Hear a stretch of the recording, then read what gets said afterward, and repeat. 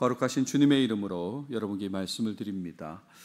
오늘은 말씀의 시작을 문해력이라는 표현으로부터 좀 시작해 보겠습니다. 문해력, 많이 들어보셨지요? 요즘 많이 언급되는 단어입니다.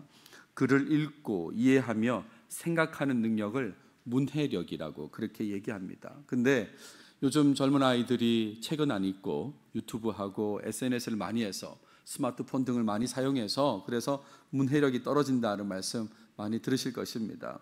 학습의 기초인데, 문해력이라는 것이 학습의 기초인데, 근데 어휘력부터 부족을 드러내는 학생들이 많다는 거죠.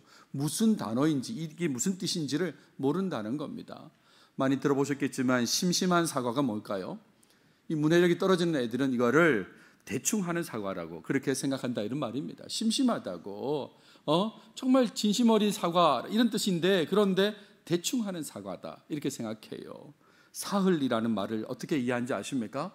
사자가 들어갔다고 사일이라고 생각한다, 이런 말입니다.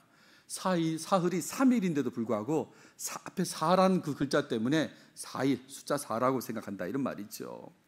금일이라는 말은 금요일을 줄인 말인 줄 아는 거예요. 그래서 금일 만나자 그러면 금요일 날 만나자로 그렇게 안다, 이런 말입니다. 고지식이라는 말은 어떻게 이해할까요? 높은 지식이라고 그렇게 생각한다, 이런 말이죠. 이게 어떻게 이렇게 이해할 수 있나? 이렇게 어휘력이 떨어지나? KBS 올해 9월 기사입니다. 가결이 뭔가요? 제목입니다. 가결이 뭔가요? 사흘을 4일이라고 하더니 또 문해력 논란. 이게 이제 기사 타이틀인데, 가결, 옳다고 결정하는 거, 합당하다고 결정하는 걸 가결인데 그 단어 자체를 모른다, 이런 말입니다. 문해력이 떨어지는 학생들이 자신의 문해력을 높이려면 어떻게 해야 될까요? 어떻게 해야 될까? 여러분도 다 알고 계십니다. 책을 많이 읽어야죠. 책을 많이 읽어야 된다. 이제 그렇게 얘기를 하면 그러면 다시 또 원래대로 돌아오는 거예요. 책을 읽어도 모르는데 또 책을 읽으라고 한다, 이렇게 되는 것입니다. 특별히 현실에서 학생들은 교과서도 제대로 읽지 못하고 있다라고 하는 거예요. 교과서라는 것이 그 나이대에 사람들이 읽을 수 있는 어휘로 기록된 책인데, 그런데 교과서를 못 읽는 겁니다. 초등학생은 초등학생대로, 중학생은 중학생대로, 고등학생은 다 고등학생대로 교과서를 못 읽고 있어요. EBS에서 다큐멘터리를 만들었습니다. 책맹인류라는 다큐멘터리인데 한번 찾아보십시오. 얼마나 기가 찬지 모릅니다. 현실이 이렇구나, 이렇게 문해력이 떨어지는구나 라는 것을 알게 돼요. 그러면 정말 어떻게 해야 될까요? 이렇게 글자를 이해하지 못하고 그래서 생각하지 못하는 이런 사람들이 있는데, 지금 이 어린 세대들이 이런데 어떻게 해야 될까? 학생들을 책망만 하는 것이 아니어야 되겠지요. 그렇지 않습니까? 내가 스마트폰 하지 마라 그랬지, 유튜브 하지 마라 그랬지, SNS 하지 마라 그랬지 하면서 책망만 하는 건 능사가 아닌 거예요. 왜냐하면 한두 명이 아니거든. 너무나 많은 학생들이 이제는 문해력이 떨어진 상태로 지금 살아가고 있는 겁니다. 그럼 어떻게 해야 될까? 사랑으로 접근하는 사람이 있어야 되는 거죠. 책망만 하는 게 아니라 사랑으로 접근하는 사람이 있어야 됩니다. 그래서 그 EBS 다큐멘터리에서는 제시하는 게 그거예요. 문해력 교과서를 제작해야 된다. 이 문해력 교과서라고 하는 것은 스스로 읽을 수 있는 교과서. 아이들이 일단 내용은 알아야 되니까 아이들이 이해할 수 있는 말로 바꾼 그런 교과서를 만들어야 된다는 것이었습니다. 많은 분량으로 만들어야 돼요. 2줄이면 되는 거를 그걸 설명하기 위해서 몇 페이지를 만들어야 되는 경우도 있습니다. 하지만 책을 읽고 이해하도록 만드는데 큰 도움을 줄 수 있다, 이런 말이죠. 그 아이들을 사랑하기 때문에 그냥 내버려 둘 수 없고 책망만 혼내기만 할 수는 없으니까, 그러니까 사랑으로 접근해서 문해력 교과서를 제작해야 된다, 그런 얘기였어요. 오늘 본문은 부활하신 예수님께서 제자들에게 세 번째 나타나신 내용이라고 되어 있습니다.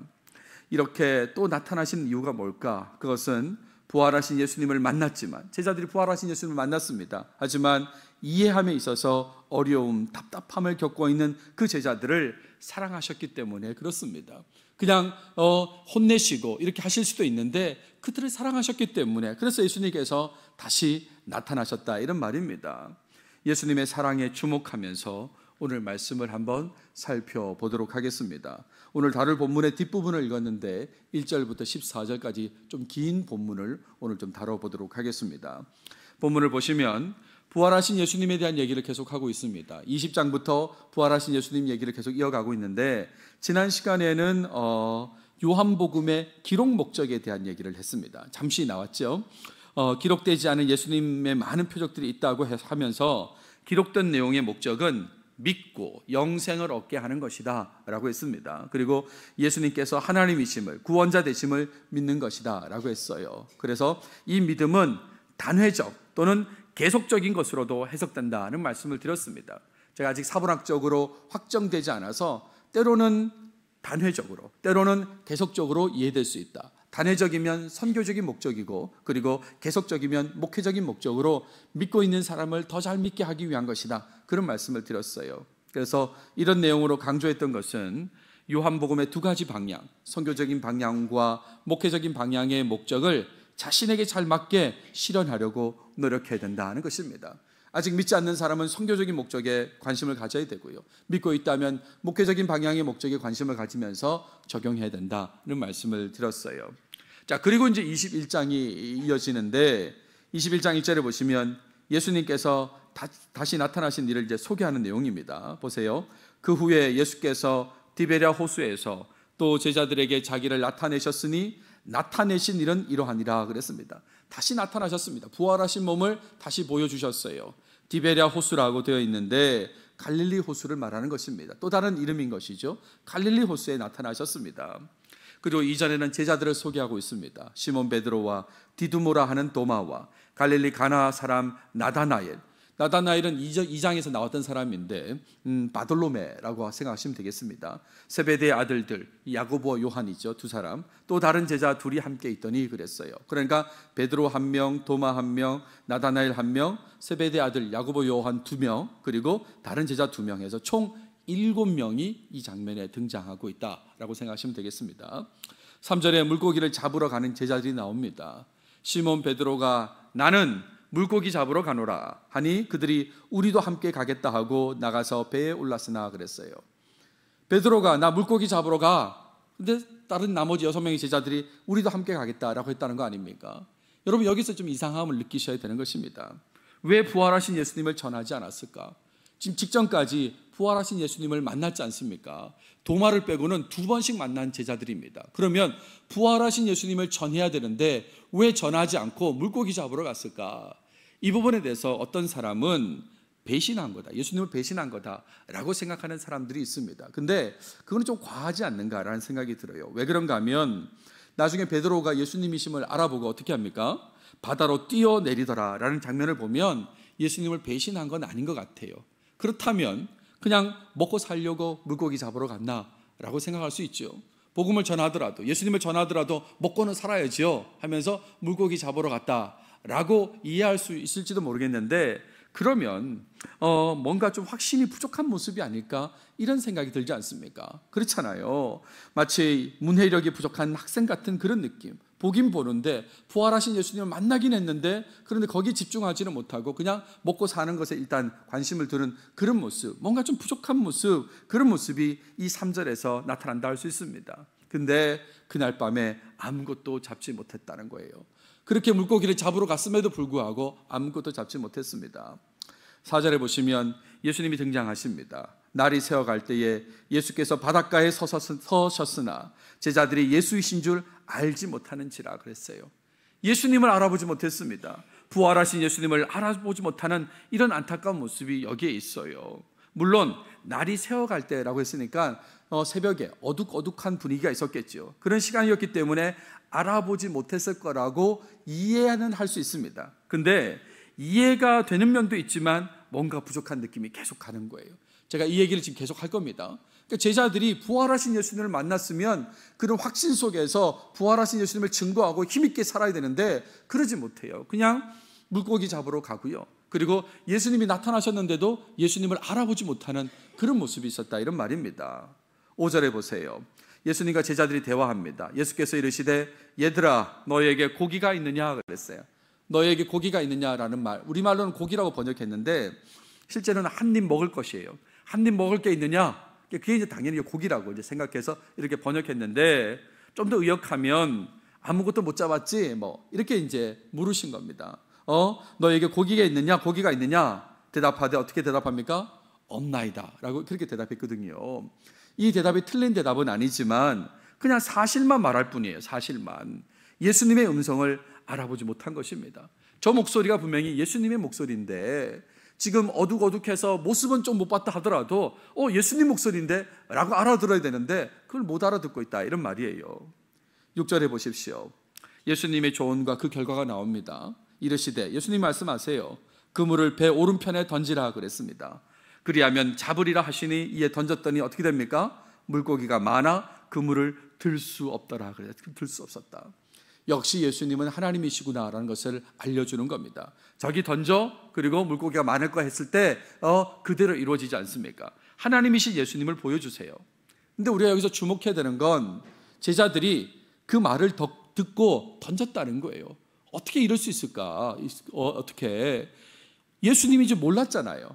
모르는데 어떻게 예수님 말씀을 따를 수 있었을까를 생각해 보면 예수님이기 때문에, 예수님 말씀이기 때문에 따른 건 아닌 것 같죠. 피곤하고 지친 상태에서 그냥 우연히 그 말대로 한 것이다, 이렇게밖에 이해할 수 없는 겁니다. 낚시하러 갔는데 밤새 했는데 잡은 게 없어요. 지치고 힘들어. 그런 상황에서 누가 와서 저기 좀 던져보세요 라고 하면 그냥 한번 해보자 라고 했는데 물고기가 많았다, 그렇게 받아들여야 되는 거죠. 그러니까 아까도 계속 말씀드렸지만 이해가 되는 면도 있는데 뭔가 부족한 느낌이 계속되는 거예요. 부활하신 예수님을 만난 제자들인데 다시 부활하신 예수님을 만나면서도 그 음성을 듣고 그 말씀대로 행하면서도 뭔가 지금 부족하다, 이런 느낌을 계속 주고 있다, 이런 말이죠. 7절에 보십시오. 사랑하는 제자와 베드로의 반응이 나옵니다. 예수께서 사랑하시는 그 제자 사도 요한이 베드로에게 이르되 주님이시라 그랬어요. 그때서야 알아봤습니다. 알아본 거예요. 주님 맞다, 예수님이시다. 그랬더니 시몬 베드로가 벗고 있다가 주님이라 하는 말을 듣고 겉옷을 두른 후에 바다로 뛰어내리더라. 이 베드로의 성격을 보여주는 겁니다. 아주 급하게 예수님께 나아가는 모습을 보여주고 있습니다. 여기서 여러분 좀 이상하게 생각할 부분이 여기도 좀 있지 않을까 생각되는데, 겉옷을 두른 후에라는 표현이에요. 입고 있던 겉옷도 벗어야 되는 거 아닌가? 지금 수영해서 가야 되거든요. 몇십 미터를 수영해서 먼저 가야 되는데, 그런데 입던 옷도 수영하려면 벗어야 되는데 왜 지금 베드로는 겉옷을 두른 후에 갔을까라고 하면 본문에서 이유를 찾으셔야죠.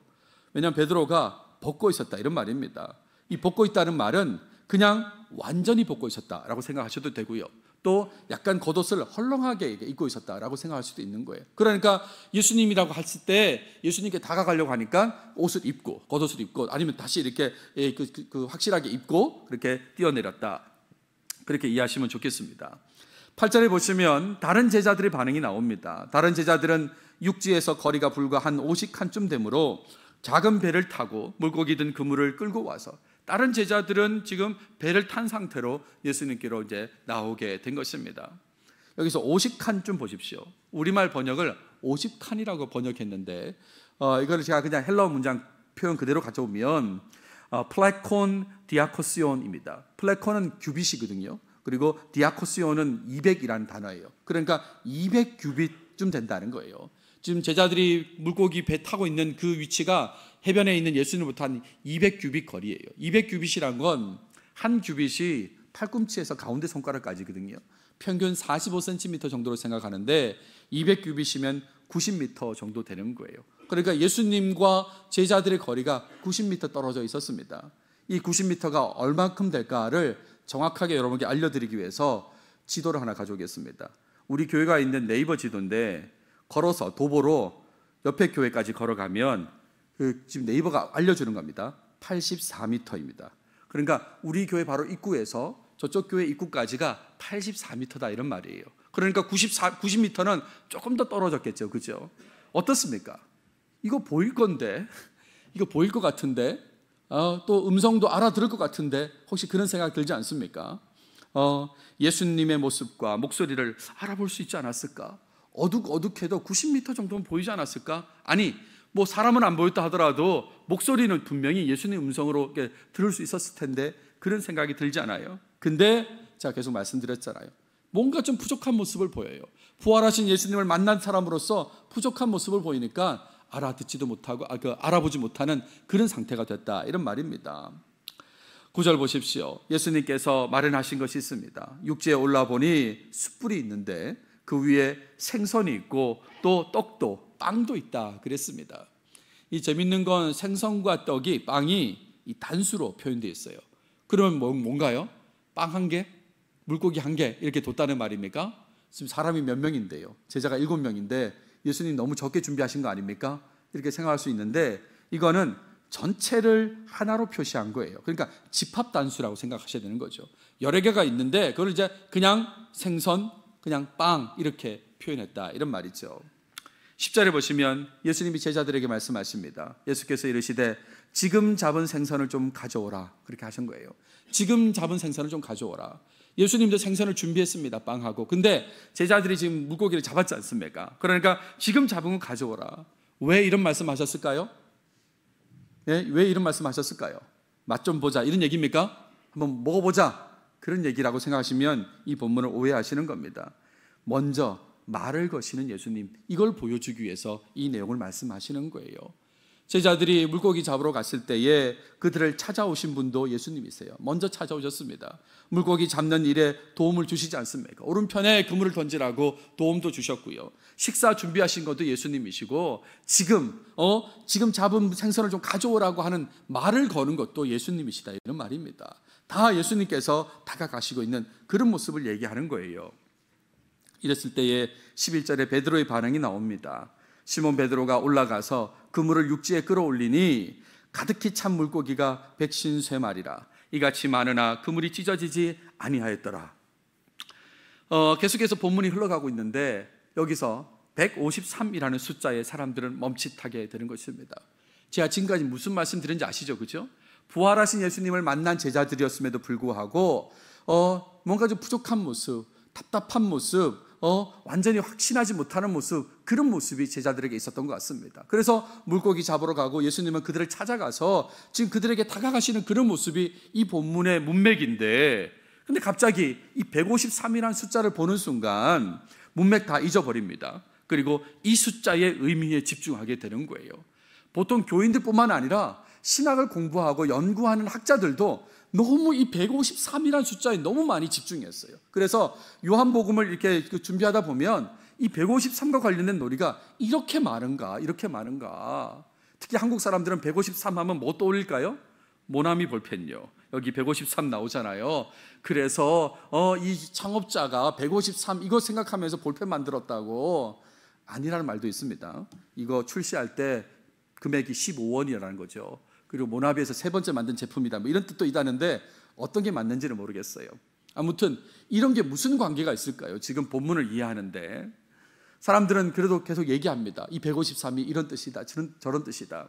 여기서 다 소개할 수는 없고 몇 가지만 제가 얘기해 보겠습니다. 일단은 별 의미 없다는 입장이 있어요. 물고기를 팔기 위해서 몇 마리씩 분배해야 되는지 세어본 결과다 뭐 이렇게 얘기하는 사람이 있습니다. 154마리면 좋겠죠, 그죠? 한 사람당 22마리씩 나누면 될 텐데 153이라서 조금 아쉬운 부분이 있지만 어쨌든 팔기 위해서는 총 몇 마리인지는 나눠야 되니까, 그러니까 세어봐야 되지 않겠어요? 그 결과라 뭐 이렇게 이해하는 사람이 있어요. 근데 이렇게 이제 접근하면 심오한 의미가 그 숫자에 있을 거라고 생각하는 사람들을 만족시키지는 못하는 거죠. 의미가 있을 거야. 왜 153인지 의미가 있다라고 이제 생각하면 이 1번의 의견은 배격하는 겁니다. 2번의 두 번째 의견은 이런 거예요. 에스겔 47장 9절 10절과 연결된다고 생각합니다. 그리고 게마트리아를 사용해요. 게마트리아라고 하는 것은 이 문자가 알파벳이 숫자를 표현하고 있고 그 숫자가 의미를 가진다 뭐 그런 뜻인데, 일단 에스겔 47장을 보세요. 이 강물이 이르는 곳마다 번성하는 모든 생물이 살고 또 고기가 심이 많으리니 이 물이 흘러 들어가므로 바닷물이 되살아나겠고 이 강이 이르는 각처의 모든 것이 살 것이며 또 이 강가에 어부가 설 것이니 엔게디에서부터 에네글라임까지 금을 치는 곳이 될 것이라. 그 고기가 각기 종류를 따라 큰 바다의 고기같이 심이 많으려니와. 이 153마리를 거둔 것은, 획득한 것은 바로 이 에스겔 47장을 얘기하기 위한 것이다. 그렇게 얘기한다 이런 말이에요. 특히 엔게디라는 표현, 에네글라임이라는 표현에 주목합니다. 이 엔게디라는 말이 엔이 셈이란 말이고 이 게디라는 게 이 게마트리아를 사용하면 17이라는 숫자예요. 17. 또 에네글라임이란 이 단어는 이 자체가 벌써 숫자가 153이에요. 놀랍지 않습니까? 그러니까 153이니까 그러니까 이 에스겔 47장에 이 물고기가 많다는 이 내용하고 지금 이 153이 연결되는 거라고 그렇게 생각한다 이런 말입니다. 자, 그렇다면 17과 153은 무슨 관계가 있을까요? 17과 153. 자, 이제 말씀드릴 텐데 나 그거 생각하고 있었어 라고 하신 분은 예배 끝나고 저한테 말씀해 주시면 제가 소정의 상품을 좀 드리든가 해야 될 텐데, 아무튼 이 17과 153은 무슨 관계냐면 1부터 17까지 더하면 153입니다. 1 더하기 2 더하기 3 더하기 4 더하기 해서 17까지 더하면 153이라는 거죠. 그러니까 이게 다 연결된다는 겁니다. 그래서 에스겔 47장하고 연결되는 그런 내용이다라고 주장하는 거죠. 근데 다 약점들이 있어요. 이 지금 요한복음의 수신자들이 이렇게 히브리어에 능할까에 대한 고민들이 있는 것입니다. 세 번째는 오병이어 기적과 관련된 숫자라고 생각합니다. 오병이어 때 빵이 몇 개입니까? 5개예요. 그죠? 그리고 광주리가 몇 광주리 남았어요? 12광주리. 그래서 17이란 말이고, 이 17은 다시요 1부터 17까지 더하면 153이 된다 이런 말입니다. 그러니까 오병이하고 연결된다. 그럼 우리는 물어야 되는 거죠. 물고기 2마리는요 19 아닙니까? 이렇게 해야 되는 거잖아요. 이게 이상하게 되는 그런 면도 있어요. 또 히브리어 다른 표현하고도 연결되기도 합니다. 사랑의 교회라는 표현이 히브리어로 쓰면 153이 되는 거예요. 또 하나님의 자녀들이라는 표현도 마찬가지입니다. 153이 되고, 비스가라는 표현, 모세가 느보산에 오르고 그 꼭대기 이름이 비스가인데 그 비스가라는 표현이 153과 관련된다. 이렇게 연결해서 생각하는 사람들이 있는데, 제가 지금 무슨 말씀 드리고 있습니까? 잘 모른다는 얘기입니다. 이 153이라는 숫자가 무엇을 의미하는지 잘 모른다는 거예요. 그러니까 어쩌면 아무 의미가 아닐 수 있어요. 그냥 단순히 숫자 셌더니 153마리다 라고 하는 그 말일 수 있고, 아니면 요한이 정말 그 의미를 꽁꽁 숨겨두었을 수도 있습니다. 그러니까 이래나 저래나 우리는 모르는 거예요. 모르는 거지 않습니까? 그러니까 이 153에 머물러 있으면 곤란하다 이런 말입니다. 제가 그래서 오늘 제목을 153을 넘어라고 했잖아요. 지금까지 지금 문맥을 잘 왔는데 갑자기 153에 턱 걸려가지고 이게 무슨 의미야 하다가 전체 문맥도 놓칠 수 있거든요. 그러니까 전체 문맥과 예수님께만 집중하면서 계속 본문을 보시는 것이 좋겠다 이런 말입니다. 12절 보십시오. 제자들의 상태가 나옵니다. 예수께서 이르시되 와서 조반을 먹으라 하시니 제자들이 주님이신 줄 아는 거로 당신이 누구냐 감히 묻는 자가 없더라. 이 부분을 잘 보세요. 주님이신 줄 아는데 당신이 감히 누구냐 묻는 자가 없다. 무슨 말일까요? 부활하신 예수님을 봐서 알고 있어요. 하지만 부활이라고 하는 건 그들에게 매우 낯선 것입니다. 사실 우리에게도 마찬가지잖아요. 지금 2023년을 살아가는 우리에게도 사람이 죽었다 다시 살아나는 것은 낯선 일인 것입니다. 그러니까요 상당한 답답함이 있는 거죠. 지금 분명히 예수님 맞는데, 그런데 이 부활이라는 것이 좀 이렇게 확 이해하기가 쉽지 않거든요. 그러니까 답답하고 불안한 마음이 있는 겁니다. 하지만 앞에 계신 분은 분명히 예수님이 맞는 거예요. 그러니까 주님이신 줄 아는데 당신이 누구냐고 감히 묻는 자가 없는 그런 불안정한 상태가 지금 제자들의 상태예요. 책을 읽긴 읽는데 이해 못하는 상태, 문해력이 떨어지는 상태처럼 그런 제자들의 모습입니다. 근데 예수님께서 이런 제자들의 상태를 잘 알고 계셨다 이런 말입니다. 그래서 나타나신 겁니다. 그리고 다가가셨다 이런 말입니다. 지금 12절에서는 뭐라고 하십니까? 와서 아침 먹으라고 그렇게까지 얘기하시지 않습니까? 계속해서 예수님께서 접근하셔서 말씀을 거십니다. 와서 먹으라고. 근데 제자들이 안 온 것 같아요. 그러니까 13절에는 예수님이 어떻게 나옵니까? 예수께서 가셔서 그랬어요. 다가가십니다. 가까이 다가가셔요. 오라고 그랬는데도 저 쭈삣쭈삣 거리니까 예수님 다가가셔가지고 어떻게 하냐면 떡을 가져다가 그들에게 주시고 생선도 그와 같이 하시니라 그랬습니다. 빵과 생선을 나눠주시는 겁니다. 마치 십자가 지시기 전에 제자들의 발을 씻기시던 그 모습 같은 거예요. 너 발 이렇게 씻어줄게 하면서 이렇게 제자들에게 다가가신 그 모습으로 예수님께서 한 명 한 명에게 떡과 생선을 나눠주셨다 이런 말입니다. 이것은 제자들을 안심시키시고 그리고 더욱 확신시키시는 그런 내용이다라고 할 수 있는 거죠. 나 정말 부활한 예수 맞다고 그렇게 보여주는 겁니다. 그 전에 경험했던 제자들의 기억을 떠올리게 하는 것이죠. 그런 겁니다. 물론 육체적인 필요도 채워주십니다. 이 떡과 빵과 생선을 공급하셨다는 건 그건데, 그거보다 먼저 그들의 불안정한 마음을 안심시키고 확신시켜 주시는 모습이 핵심인 거죠. 마무리 14절을 보십시오. 이것은 예수께서 죽은 자 가운데서 살아나신 후에 세 번째로 제자들에게 나타난 것이다. 왜 세 번씩이나 나타나실까? 그것은 제자들을 위해서 거듭 나타나셨다는 것을 아셔야 하는 것입니다. 제자들을 안심시키기 위해서, 확신시키기 위해서 또 나타나고 또 나타나셨다, 이런 말이죠. 정리해 보면 제자들에게 세 번째 나타나신 예수님을 얘기하는 게 오늘 본문인데, 7명의 제자들은 처음에 물고기를 잡으러 갔습니다. 예수님께서 나타나셨지만 비록 바로 알아보지도 못했어요. 그리고 물고기를 잡은 후에야 예수님이신 것을 알아보았습니다. 예수님께서는 제자들을 위해서 식사를 준비하셨고, 특별히 계속 불안정한 그 제자들을 안심시키시는 그런 모습을 보여주셨다라고 할 수 있습니다. 이게 오늘 본문의 내용이에요. 오늘 본문은 부활하신 예수님의 사랑을 강조하는 그런 내용이라고 할 수 있습니다. 지금 불안정한 상태의 제자들을 사랑하시는 그 모습을 얘기하는 게 바로 오늘 본문의 내용이다, 이런 말입니다. 제자들이 흔들리지 않도록 다시 제자들에게 나타나셔가지고 제자들을 위해서 말씀하시고 움직이셨다, 이런 말입니다. 예수님께서 하신 모든 말씀과 행동은 다 제자들을 안심시켜서, 그래서 그 안심시키기 위한 사랑의 결과물이다, 이런 말이죠. 이런 내용으로 오늘 적용적으로 말씀드리고 싶은 것은 이런 거예요. 부활하신 예수님께서 제자들을 사랑하신 것처럼 나도 사랑하신다는 것을 믿고 감사해야 된다, 이 말씀을 드리고 싶습니다. 예수님께서 제자들을 사랑하셨잖아요. 계속 다가오시지 않습니까? 그 예수님께서 나도 사랑하신다고요. 그걸 믿으시고 감사해야 된다는 말씀을 드리고자 하는 겁니다. 여러분, 여기 제자들이 그냥 제자들 아닙니다. 보통 우리가 알고 있는 그 제자들이 아니라 어떤 제자들입니까? 부활하신 예수님을 경험하고서도 흔들리는 모습을 보였던 그런 제자들이었지 않습니까? 부활하신 예수님을 2번이나 먼저 만났습니다. 도마 빼고는 다 2번 만났잖아요. 그런데도 흔들리는 모습을 보였던 제자들이었다, 이런 말이에요. 근데 그런 제자들을 혼내지 않으시고 그들에게 사랑으로 다가가셨다, 이런 말입니다. 이런 예수님의 사랑을 주목하시라, 이런 말이죠.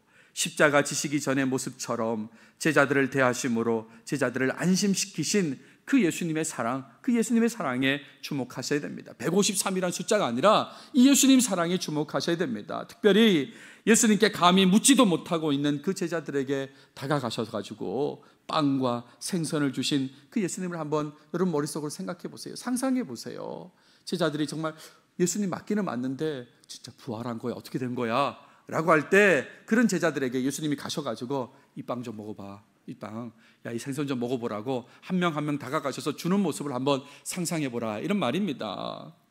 예수님의 모습을 알아보지도 못하고 예수님의 음성도 알아차리지 못한 그 제자들인데 예수님께서는 사랑으로 다가가셨습니다. 그를 안심시키기 위해서, 그들을 확신시키기 위해서 다가가셨다, 이런 말이죠. 이런 예수님께서 나의 예수님이시고 이런 예수님께서 나의 주님이시라는 것을 아셔야 하는 것입니다. 그냥 제자들의 예수님이 아니라 나의 예수님이기도 하시고 나의 주님이기도 하시다, 이런 말입니다. 그러므로 내가 힘들고 어려울 때도, 감히 예수님을 제대로 부르지도 못할 때도 동일하게 우리에게도 다가오셔서 사랑을 베푸심을 믿으시고 감사하시는 여러분들이 다 되시면 좋겠습니다. 부활하신 예수님을 믿는다고 하면서도 믿음 없는 자처럼 불안정하게 살 때에 불쌍하게 여기시고 다가와 주신다, 이런 말이죠. 우리 부활절에 또 부활에 대한 메시지를 보면서 믿는다고 하지만 실상에서는 부활을 믿지 못하는 것처럼, 소망이 없는 것처럼 살아갈 때가 있는데, 그런 우리를 책망하지 않으시고 사랑으로 다가오셔가지고 불쌍히 여기셔가지고 안심시켜 주시고 우리도 확신시켜 주신다, 그 얘기지 않습니까? 이런 사랑의 예수님을 늘 기억하고 감사를 드리며 살아가시길 바랍니다. 추수감사주일, 지난주일 끝났다고 감사를 멈추는 모습, 그런 모습은 절대 나타나지 않기를 바랍니다. 감사주일 끝났으니까 이제 감사는 끝난 거 아니야? 라고 생각하시면 곤란하다, 이런 말이에요. 하나님만으로 만족해야 된다는 말씀을 지난주에 드렸습니다. 그렇게 하나님으로 만족하고 감사해야 된다는 말씀을 드렸는데, 살다 보니까 그렇지 못한 삶을 살 때가 있다고 하더라도 불쌍히 여기시고 먼저 다가오셔가지고 사랑을 베푸시는 그 예수님의 사랑에 감사드려야 된다, 이런 말입니다. 우리를 불쌍히 여기셔서, 제자들을 불쌍히 여긴 것처럼 우리도 불쌍히 여기셔서 다가오셔서 사랑을 베풀어 주시니까 그 사랑을 믿고 의지하고 감사드려야 하는 것이죠. 제 얘기를 좀 해보겠습니다. 2011년 말 12월 또 2012년 2월까지가 참 힘든 시간이었어요. 뭐 여러 힘든 시간들이 많았지만 그때는 특별히 더 힘든 시간이었던 것 같습니다. 어떤 시간이냐면 제 비자가 2011년 12월 28일 날 만료가 되는 거예요. 학생 비자에서 이제 그 OPT라고 그 프랙티컬 트레이닝 기간이 있는데 그 1년이 마지막 날이 12월 28일이에요. 그러면 이제 무조건 미국을 떠나야 되죠. 비자가 만료됐으니까. 그래서 미국은 2달의 여유를 줍니다. 그래서 2월 28일 안으로 저는 떠나야 될 사람이 된 거예요. 혼자 한국으로 돌아와야 되는 그런 상황이었습니다. 제가 목사인데 모르겠습니까? 하나님으로 만족하며 살아야 된다는 걸 왜 모르겠습니까? 또 하나님께서 함께 하신다는 사실, 하나님께서는 사랑이시라는 사실을 내가 왜 모르겠습니까? 다 알고 있습니다. 알고 있어요. 하지만 가족들을 미국에 두고 혼자 한국으로 돌아가야 된다는 그 상황에 불안정한 모습을 그렇게 보였던 것입니다. 어떻게 하지? 어떻게 하지? 그런 모습이었어요. 처음에는 그 날짜가 다가오고 또 이제 그 2달의 시간이 지나가면서 제가 뭐 하고 있었냐면 이런 엉뚱한 걸 만들고 있었더라고요. 혼자 기사를 만드는 거예요. 장민석 목사의 향후 거치는 이런 거 만들었던 겁니다. 잘 안 보이시죠? 그죠? 한국행을 언급하고 있는 가운데 확실하게 정해진 것은 없으며 여전히 하나님의 뜻을 기다리고 있다는 원칙적인 언급만 반복하고 있다. 뭐 이런 기사를 만들어 가지고 밑에 보시면 무단 전제 재배포 환영한다. 뭐 이렇게 이제 해가지고 처음에 이렇게 재밌게 만들어서 그냥 지냈던 거예요. 시간을 뭐 공부도 끝났고 뭐 또 일도 끝났기 때문에 이제 이러고 있었는데 점점점 집에 갈 시간이 다가오는 거죠. 돌아갈 시간이 다가오니까 제가 불안정한 마음을 가지는 거예요. 상황은 다 알죠. 주님께서 함께 하시는 것도 다 알지만 불안정한 마음이 있는 겁니다. 그때 저를 위로해 준 찬양이 한 곡이 있는데 그 찬양을 많이 불렀던 것 같아요. Come on Running이라는 찬양입니다. 집으로 달려오라고 하는 그 찬양인데 그 찬양을 또 부르고 또 불렀던 기억이 납니다. Oh heart of mine, 내 마음을 향해 사는 거예요.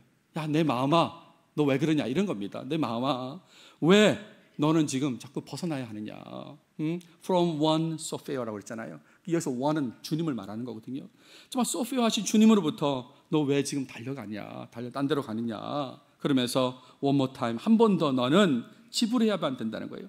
쓸데없는, 좀 필요 없는 부끄러움의 무거움을 지불해야 된다. 왜 그러고 있냐, 마음을 딴 데로 갔냐 말이죠. 어려울수록 마음을 주님께로 향해야 되는데 왜 마음이 너 딴 데 가 있냐 지금 그 얘기인 겁니다. 계속 이어집니다. 마음을 보고 얘기하는 거죠. Come back home, 집으로 돌아오라고요. 그러면서 너 밖에 오래 있었다. 너 오래 있었다. 그러면서 그분은 주님께서는 길에서 지금 너를 지켜보면서 계속 거기 계셨다고 그런 얘기를 하는 거죠. 그러면서 후렴구가 이어지는데 후렴구가 이겁니다.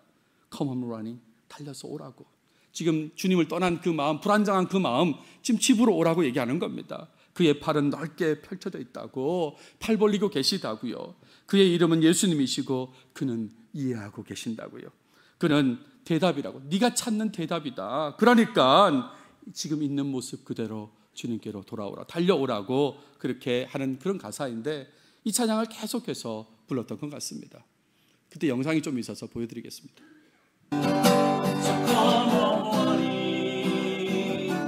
Arms are open wide. His name is Jesus. He understands. He is the answer you are looking for. So come on in, just as you are. 주님만밖에 바라볼 수밖에 없죠. 주님 사랑이시니까 그분한테로 계속 가야 된다. 그러면서 상황을 정리하고 마음을 다잡고 했던 기억이 있습니다. 말씀을 마무리하겠습니다. 사랑의 예수님이 나의 예수님이신 것을 굳게 믿으시고 감사하며 살아가시는 여러분들이 다 되시길 바랍니다.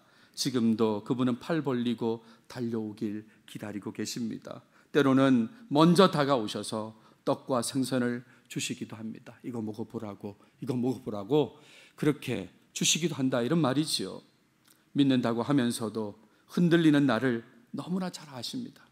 믿는다고 감사한다고 하면서도 흔들리고 있는 나를 너무나 잘 아시는데 그런 잘 아시는 분으로서 나를 돌보시는 그 사랑의 예수님만 의지하고 감사하며 살아가는 여러분 모두가 다 되시길 바랍니다. 기도하겠습니다. 하나님 감사합니다. 오늘도 우리에게 요한복음으로 말씀해 주셔서 감사합니다. 특별히 예수님께서 얼마나 사랑이 많으신 분인지를 알려주셔서 감사합니다. 부활하신 예수님을 경험하고서도 불안정한 모습을 보인 제자들을 또 찾아가셔서 그들을 안심시키시고 확신시켜 주시는 그 사랑의 예수님께서 나의 예수님도 됨을 굳게 믿게 하시고 주님만 의지하고 그 사랑의 예수님께 늘 감사드리며 사는 우리 모두가 되게 해 주시옵소서.